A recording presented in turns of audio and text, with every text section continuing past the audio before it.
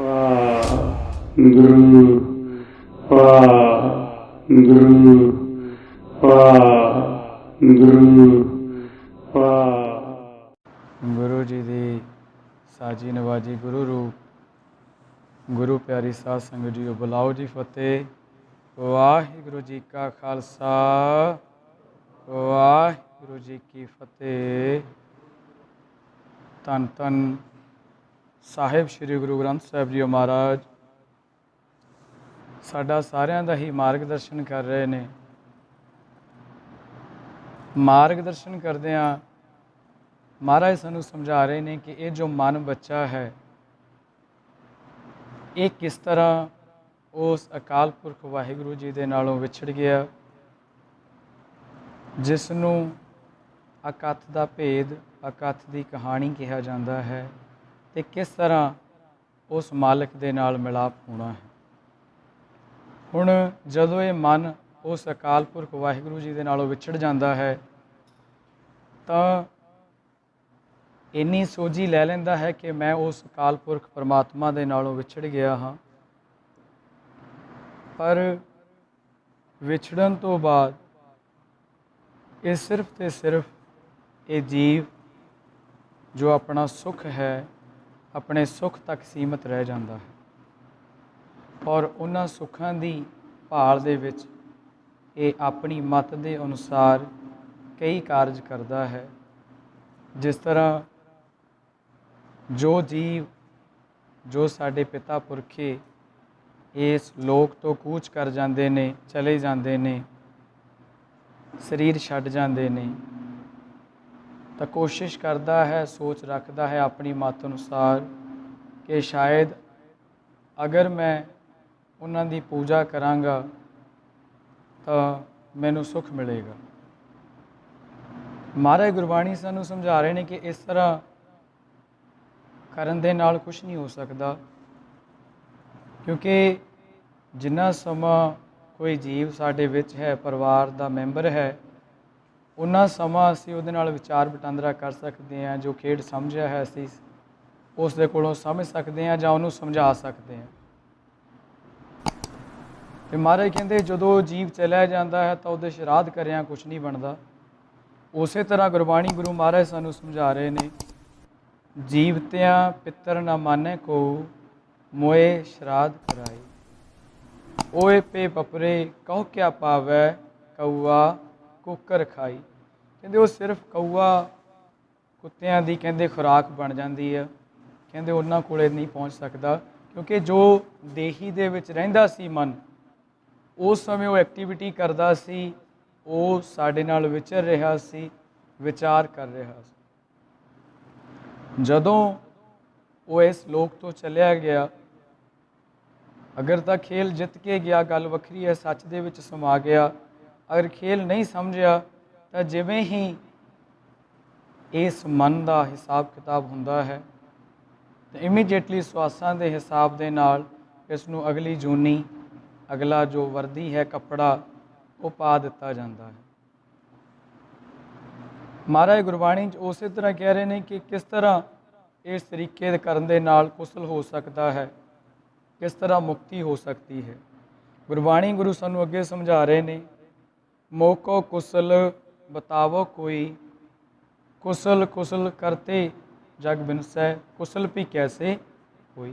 ਕਹਿੰਦੇ ਇਸ ਤਰੀਕੇ ਦੇ ਨਾਲ ਕਿਵੇਂ ਮੁਕਤੀ ਹੋ ਸਕਦੀ ਹੈ ਜੇ ਅਸੀਂ ਚਾਹੀਏ।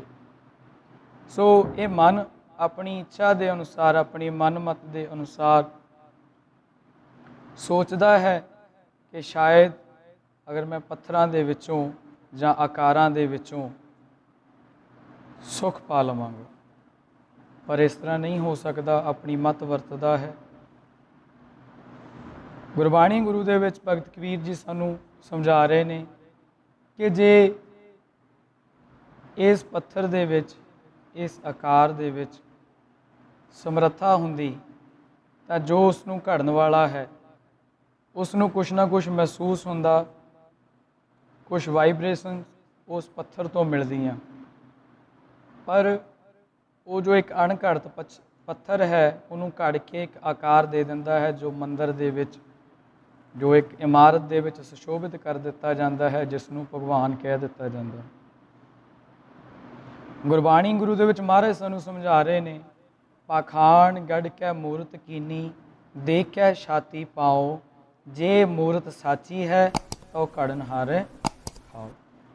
ਮਹਾਰਾਜ ਕਹਿੰਦੇ ਜੇ ਸੱਚ ਹੋਵੇ, ਜੇ ਮਾਲਕ ਹੋਵੇ, ਤਾਂ ਕਿਉਂ ਨਾ ਉਸ ਘੜਨਹਾਰੇ ਨੂੰ ਕੁਛ ਸੋਝੀ ਦੇਵੇ, ਕਿਉਂਕਿ ਇਹ ਤਾਂ ਬੋਲਦਾ ਹੀ ਨਹੀਂ। ਇਸ ਨੂੰ ਜਿਸ ਤਰੀਕੇ ਦੇ ਨਾਲ ਘੜਨਹਾਰਾ ਘੜਦਾ ਹੈ, ਆਕ੍ਰਿਤੀ ਦੇ ਦਿੰਦਾ ਹੈ, ਇਸ ਅਸੀਂ ਆਪਣੀ ਮਨਮਤ ਦੇ ਅਨੁਸਾਰ ਉਸ ਨੂੰ ਖੋਜਦੇ ਹਾਂ। ਕਿਉਂਕਿ ਜਿੰਨਾ ਸਮਾਂ ਮਨ ਇਹ ਸੁੱਤਾ ਹੈ, ਉਹਨਾਂ ਸਮਾਂ ਖੇਡ ਨੂੰ ਨਹੀਂ ਸਮਝ ਪਾਏਗਾ। ਸਿਮਰਨ ਦੁਆਰਾ ਹੀ ਮਨ ਜਾਗ ਸਕਦਾ ਹੈ। ਮਹਾਰਾਜ ਸਾਨੂੰ ਬਾਰ-ਬਾਰ ਸਮਝਾ ਰਹੇ ਨੇ, ਸਿਮਰ ਸਿਮਰ ਸਿਮਰ ਗੁਰ ਆਪਣਾ, ਸੋਇਆ ਮਨ ਜਗਾਈ। ਫਿਰ ਸੁਖਮਨੀ ਸਾਹਿਬ ਦੀ ਬਾਣੀ ਸਾਨੂੰ ਗੁਰੂ ਅਰਜਨ ਦੇਵ ਮਹਾਰਾਜ ਸਮਝਾਉਂਦੇ, ਬਾਰੰਬਾਰ ਬਾਰ ਪ੍ਰਭ ਜਪੀਐ, ਪੀ ਅੰਮ੍ਰਿਤ ਇਹੋ ਮਨ ਤਨ ਤ੍ਰਪੀਐ। ਕਹਿੰਦੇ ਬਾਰ-ਬਾਰ ਉਸ ਅਕਾਲ ਪੁਰਖ ਵਾਹਿਗੁਰੂ ਦਾ ਸਿਮਰਨ ਕਰੋ, ਦ੍ਰਿੜ ਕਰੋ, ਤਾਂ ਜੋ ਸਾਡੇ ਅੰਦਰ ਜੋ ਸਾਡੀ ਖੁਰਾਕ ਹੈ, ਅੰਮ੍ਰਿਤ ਰਸ ਹੈ, ਉਹ ਸਾਨੂੰ ਪ੍ਰਾਪਤ ਹੋ ਜਾਏ, ਜਿਸ 'ਤੇ ਸਾਡਾ ਹੱਕ ਹੈ। ਮਹਾਰਾਜ ਸਾਨੂੰ ਕਹਿੰਦੇ ਨੇ, ਜੋ ਜੀਵ ਆਪਣੀ ਮਤ ਦੇ ਅਨੁਸਾਰ ਇਸ ਉਲਝਣ ਦੇ ਵਿੱਚ ਫਸ ਜਾਂਦਾ ਹੈ, ਜੋ ਉਸ ਪੱਥਰ ਨੂੰ ਮਾਲਕ ਸਮਝਦਾ ਹੈ, ਵੈਸੇ ਉਹ ਅਕਾਲ ਪੁਰਖ ਹਰ ਇੱਕ ਜਰੇ ਜਰੇ ਦੇ ਵਿੱਚ ਵਸਿਆ ਹੋਇਆ ਹੈ, ਕਣ ਕਣ ਦੇ ਵਿੱਚ ਵਸਿਆ ਹੋਇਆ ਹੈ। ਪਰ ਇੱਕ ਪਰਟੀਕੂਲਰਲੀ ਖਾਸ ਤੌਰ 'ਤੇ ਪੱਥਰ ਨੂੰ ਹੀ ਮਾਲਕ ਕਹਿ ਦੇਣਾ, ਇਹ ਸਹੀ ਨਹੀਂ। ਉਸੇ ਤਰ੍ਹਾਂ ਗੁਰਬਾਣੀ ਗੁਰੂ ਮਹਾਰਾਜ ਸਾਨੂੰ ਸਮਝਾ ਰਹੇ ਨੇ, ਜੋ ਪਾਥਰ ਕੋ ਕਹਤੇ ਦੇਵ, ਤਾਂ ਕਿ ਬਿਰਥਾ ਹੋਈ ਸੇਵ। ਕਹਿੰਦੇ ਜੋ ਵੀ ਉਹਨਾਂ ਸੇਵਾ ਕੀਤੀ ਅਕਾਲ ਪੁਰਖ ਵਾਹਿਗੁਰੂ ਦੀ, ਕਹਿੰਦੇ ਉਹ ਬਿਰਥਾ ਚਲੀ ਜਾਂਦੀ ਹੈ। ਜੋ ਪਾਥਰ ਕੀ ਪਾਈ ਪਾਏ, ਇਸ ਕੀ ਘਾਲ ਅਜਾਈ ਜਾਏ। ਕਹਿੰਦੇ ਉਹ ਬੋਲ ਨਹੀਂ ਸਕਦਾ, ਕਹਿੰਦੇ ਬੌਰਾ ਹੋ ਕੇ ਪੱਥਰ ਦੀ ਪੂਜਾ ਕਰਦਾ, ਆਕਾਰਾਂ ਦੀ ਪੂਜਾ ਕਰਦਾ। ਮਹਾਰਾਜ ਕਹਿੰਦੇ ਇਹ ਬੌਰਾ ਹੋ ਗਿਆ, ਇਹਨੂੰ ਸੋਝੀ ਨਹੀਂ ਰਹੀ, ਆਪਣਾ ਗਿਆਨ ਨਹੀਂ ਰਿਹਾ ਕਿ ਮੈਂ ਕਿੱਥੋਂ ਵਿਛੜਿਆ ਅਤੇ ਕਿਹਦੇ ਨਾਲੋਂ ਵਿਛੜਿਆ ਅਤੇ ਕਿਵੇਂ ਮੈਂ ਮਿਲਾਪ ਕਰਾਂ। ਮਹਾਰਾਜ ਦੱਸਦੇ ਨੇ, ਪਾਥਰ ਲੈ ਪੂਜੇ ਮੁਗਧ ਗੁਬਾਰ, ਉਹ ਆਪ ਡੁੱਬੇ ਤੁਮ ਕਹਾਂ ਤਾਰਨਹਾਰ। ਕਹਿੰਦੇ ਜਿਹੜਾ ਆਪ ਹੀ ਡੁੱਬ ਗਿਆ, ਉਹ ਕਹਿੰਦੇ ਸਾਨੂੰ ਕਿੱਥੇ ਅਗਲਾ ਰਸਤਾ ਦਿਖਾ ਦੇਗਾ।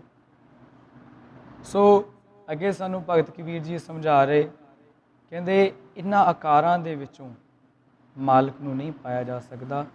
ਸਾਹਿਬ ਸ਼੍ਰੀ ਗੁਰੂ ਗ੍ਰੰਥ ਸਾਹਿਬ ਜੀ ਮਹਾਰਾਜ ਸਾਡਾ ਸਾਰਿਆਂ ਦਾ ਮਾਰਗਦਰਸ਼ਨ ਕਰ ਰਹੇ ਨੇ ਪ੍ਰਿੰਸੀਪਲ ਰੂਪ ਦੇ ਵਿੱਚ।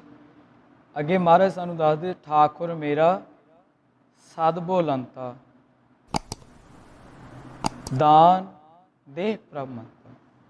ਕਹਿੰਦੇ ਉਹ ਮਾਲਕ ਸਾਨੂੰ ਸਾਰਿਆਂ ਨੂੰ ਨਾਮ ਦਾ ਦਾਨ ਦੇਣ ਵਾਲਾ ਹੈ, ਉਹ ਸਦਾ ਬੋਲਦਾ ਹੈ। ਹੁਣ ਸਾਡੇ ਮਨ ਦੇ ਵਿੱਚ ਇੱਕ ਵਿਚਾਰ ਆਉਂਦਾ ਹੈ, ਕਈ ਜੀਵ ਐਸੇ ਹੁੰਦੇ ਜਿਨ੍ਹਾਂ ਦੇ ਮਨ 'ਚ ਫੁਰਨਾ ਫੁਰਦਾ ਕਿ ਕੀ ਸਾਹਿਬ ਸ਼੍ਰੀ ਗੁਰੂ ਗ੍ਰੰਥ ਸਾਹਿਬ ਜੀ ਇੱਕ ਆਕਾਰ ਨੇ। ਸੋ ਗੁਰਮੁਖ ਪਿਆਰਿਓ, ਅਸੀਂ ਜੋ ਇਹ ਕਹਾਣੀ ਆ, ਇਸ ਨੂੰ ਬੜੇ ਤਰੀਕੇ ਦੇ ਨਾਲ ਸਮਝਣਾ। ਉਹ ਮਹਾਰਾਜ ਸਾਡੇ ਨਾਲ ਗੱਲ ਕਰਦੇ ਨੇ, ਵਿਚਾਰ ਕਰਦੇ ਨੇ। ਮਹਾਰਾਜ ਦੱਸਦੇ ਨੇ, ਜਿਉਂ ਬੁਲਾਵੋ ਤਿਉਂ ਨਾਨਕ ਦਾਸ ਬੋਲੇ।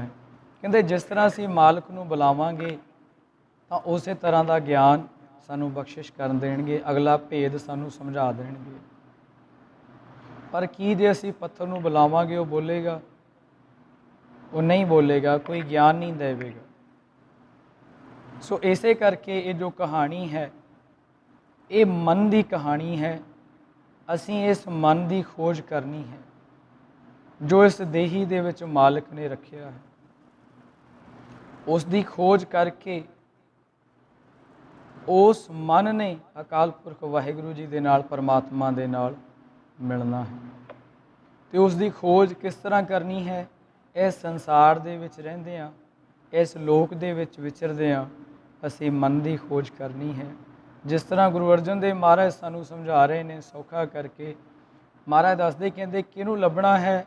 उस अकाल पुरख वाहिगुरू नूं ਲੱਭਣਾ ਹੈ, ਉਸ ਨੂੰ ਅਸੀਂ ਮਿਲਣਾ ਹੈ, ਜਿਸ ਤੋਂ ਬਿਨਾਂ ਕੋਈ ਹੋਰ ਪਸਾਰਾ ਹੀ ਨਹੀਂ ਹੈ ਇਸ ਸੰਸਾਰ 'ਤੇ। ਗੁਰੂ ਅਰਜਨ ਦੇਵ ਮਹਾਰਾਜ ਸਮਝਾ ਰਹੇ ਨੇ, ਲੱਦਮ ਲੱਭਣਹਾਰ ਕਰਮ ਕਰੰਦੋ ਮਾਂ ਭਿਰੀ, ਏਕੋ ਸਿਰਜਣਹਾਰ ਨਾਨਕ ਵਿਆਹ ਨ ਪਸੀ।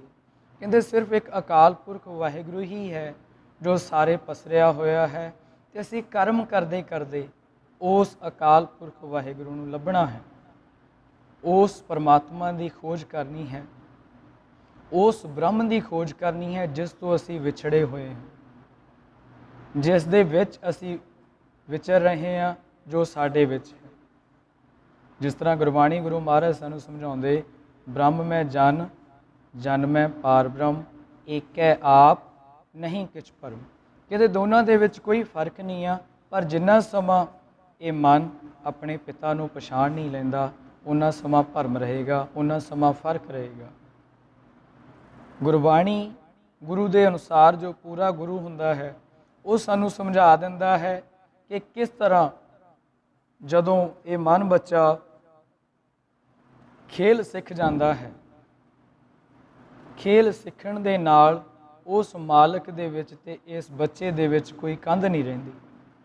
ਗੁਰਬਾਣੀ ਗੁਰੂ ਮਹਾਰਾਜ ਸਾਨੂੰ ਸਮਝਾ ਰਹੇ, ਮਹਾਰਾਜ ਦੱਸਦੇ, ਚੰਦ ਸੂਰਜ ਕੀ ਪਾਏ ਗੰਢ, ਤਿਸ ਉਦਾਸੀ ਕਾ ਪਰੈ ਨਾ ਕੰਧ। ਜੋ ਜੀਵ, ਜੋ ਮਨ ਬੱਚੇ ਇਸ ਖੇਡ ਨੂੰ ਸਿੱਖ ਲੈਂਦੇ ਕਿ ਕਿਸ ਤਰ੍ਹਾਂ ਚੰਦ ਅਤੇ ਸੂਰਜ ਦੀ ਗੰਢ ਪਾਉਣੀ ਹੈ, ਗੁਰੂ ਦੀ ਸ਼ਰਨ ਦੇ ਵਿੱਚ ਆ ਕੇ, ਉਹਨਾਂ ਦੇ ਵਿੱਚ ਅਤੇ ਮਾਲਕ ਦੇ ਵਿੱਚ ਫਿਰ ਕੋਈ ਫਰਕ ਨਹੀਂ ਰਹਿ ਜਾਂਦਾ, ਕਿਉਂਕਿ ਉਹ ਮਾਲਕ ਦੇ ਵਿੱਚ ਸਮਾਉਣਾ ਸਿੱਖ ਜਾਂਦੇ, ਮਾਲਕ ਦੇ ਘਰੇ ਆਉਣਾ ਜਾਣਾ ਸਿੱਖ ਜਾਂਦੇ।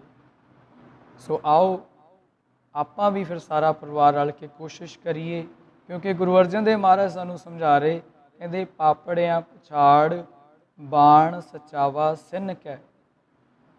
ਕਹਿੰਦੇ ਜੋ ਸੱਚ ਦੇ ਸਾਨੂੰ ਸਾਹਿਬ ਸ੍ਰੀ ਗੁਰੂ ਗ੍ਰੰਥ ਸਾਹਿਬ ਮਹਾਰਾਜ ਨੇ ਸਾਨੂੰ ਦੱਸਿਆ, ਜੋ ਸੱਚ ਦੇ ਮੁੱਖ ਦੀ ਆਵਾਜ਼ ਆ, ਜੇ ਉੱਥੇ ਤੱਕ ਪਹੁੰਚਣਾ ਹੈ ਤਾਂ ਸਾਨੂੰ ਗੁਰਮੰਤਰ ਨੂੰ ਦ੍ਰਿੜ ਕਰਨਾ ਪਵੇਗਾ।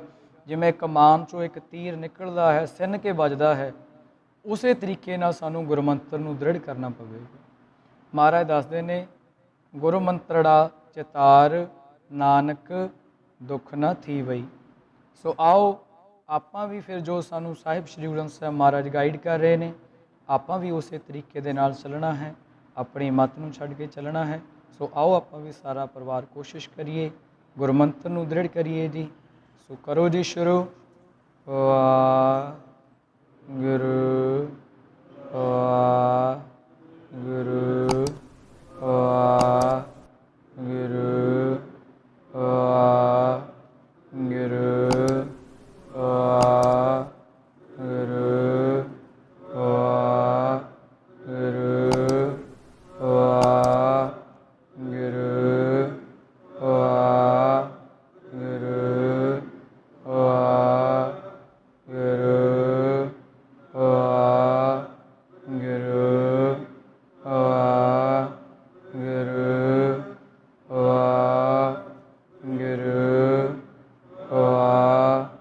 ਗੁਰੂ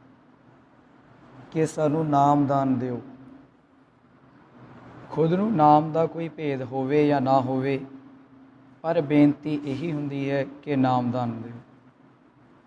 सो जो अगले वाला जो भी जिन्ना क समझिया है, अपनी मत अनुसार वो एक लिखत बना के गुरबाणी चों या किसी तरीके दे नाल दे दिता जाता है। पर गुरबाणी गुरु दे विच सतगुरु गुरु नानक देव महाराज सानू समझा रहे ने, कहंदे कागद कलम ना लिखण हार, मन्ने का बह करन विचार, ऐसा नाम निरंजन होए, जे को मन जाने मन कोई। कहंदे नाम नू कागद कलम के द्वारा दर्शाया नहीं जा सकता, लिखिया नहीं जा सकता। फिर किसी की किवें जुरत हो सकती है कि सानू कोई नाम दे दे, क्योंकि जो नाम है इस देही दे विच। सो उस तो भी पहला आ जाइए, जदों ये जीव मंग करता है, कोई जीव बाहरी जो स्वरूप है दाड़ी केस घट होने कारण किसी साधु संत की शरण दे विच जांदा है, तो उत्थे जाके अगे जो दसिया जाता है कि तुसी दाड़ी केस रख लो। क्यों रख लो ये नहीं पता, बस जरूरी है। जे पूछया जाए कि दाड़ी केस रखने ने क्यों रखने ने, ये नहीं पता, पर दाड़ी केस रखने ने। जिस बच्चे का मन उस कदर तक नहीं चुकिया, तो कोई जीव ऐसे भी होंदे जो इसनूं बोझ मनदे।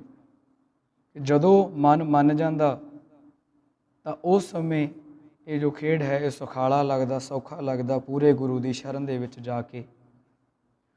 सो आपां गुरबाणी गुरु नूं पुछना कि आपां अपने शरीर दे नाल छेड़छाड़ क्यों नहीं कर सकते, क्योंकि आपां साहिब श्री गुरु ग्रंथ साहिब जी की जो गुरबाणी गुरु है उन्हां दे अनुसार ही चलना है, अपनी मत अनुसार नहीं चल सकते। महाराज सानू गुरबाणी गुरु दे विच समझा रहे ने, पंच तत्त को यह तन रचियो। ये जिहड़ा पंज तत्तां तो जिहड़ा ये तन बनाया गया, वो जो पंज तत्त अकाल पुरख वाहिगुरु ने अपने विचों पैदा किए। पौण पानी अग मिट्टी आकाश जो आप सारे जानते ही हाँ, वो पैदा किए अकाल पुरख वाहिगुरु। तो मन भी जो मालक का बच्चा है, आप एक भेद लै चुके हाँ कि वो मन है, वो एक किणका है, एक अंश है।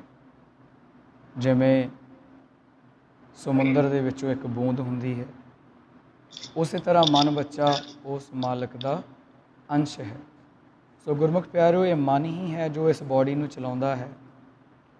हुण ये बॉडी भी पंजां तत्तां तो बनी है जो मालक ने पैदा कीते, और ये मन बच्चा भी परमात्मा नालों विछड़ के आया। सो फिर साडा अपने आप दे विच साडा अपना की होया? कुछ भी नहीं। अगर आप विचारीए, मन जो परमात्मा नालों विछड़ के आया, अकाल पुरख वाहिगुरु का बच्चा, ये जो पंजां तत्तां तो शरीर बनया, अकाल पुरख वाहिगुरु जी ने पंज तत्त पैदा किए, उस तो बनया।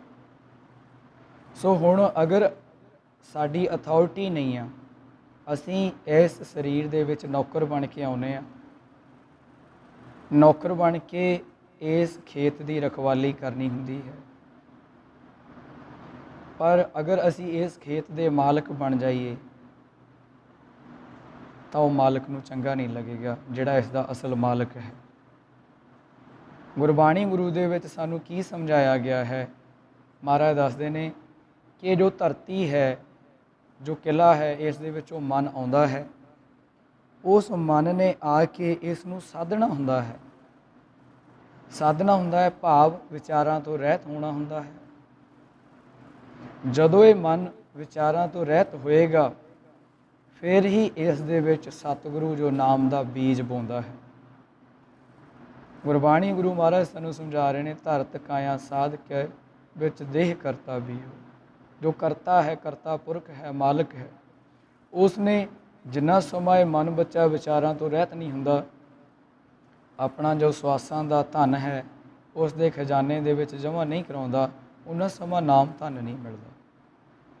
ਸੋ ਇਸ ਧਰਤ ਦੇ ਵਿੱਚ ਆਉਂਦਾ ਹੈ ਮਨ ਬੱਚਾ, ਇਸ ਦੀ ਰਖਵਾਲੀ ਕਰਨ।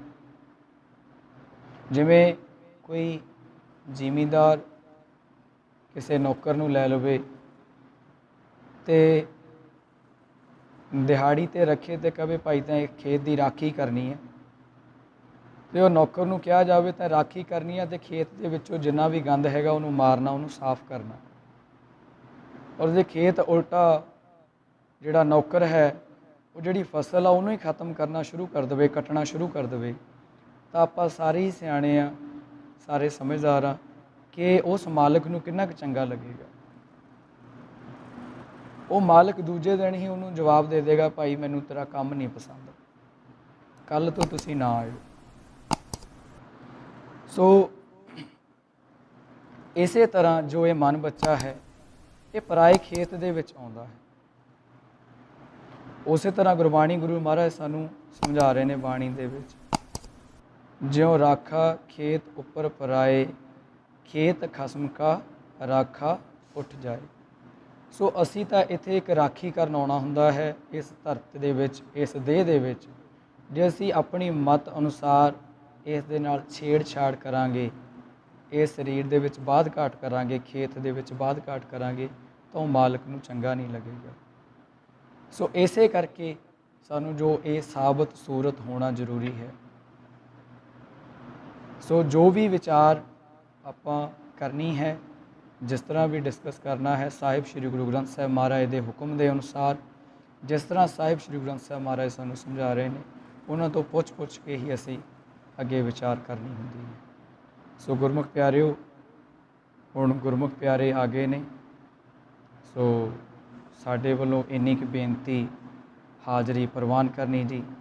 ਇੰਨੀ ਵਿਚਾਰ ਕਰਦਿਆਂ ਕੋਈ ਵੀ ਸ਼ਬਦ ਵੱਧ ਘੱਟ ਬੋਲਿਆ ਗਿਆ ਹੋਵੇ ਤਾਂ ਸੰਗਤ ਅਤੇ ਗੁਰੂ ਬਖਸ਼ਣਯੋਗ ਨੇ, ਬਖਸ਼ ਦੇਣਾ ਜੀ। ਬੁਲਾਓ ਜੀ ਫਤਿਹ। ਵਾਹਿਗੁਰੂ ਜੀ ਕਾ ਖਾਲਸਾ, ਵਾਹਿਗੁਰੂ।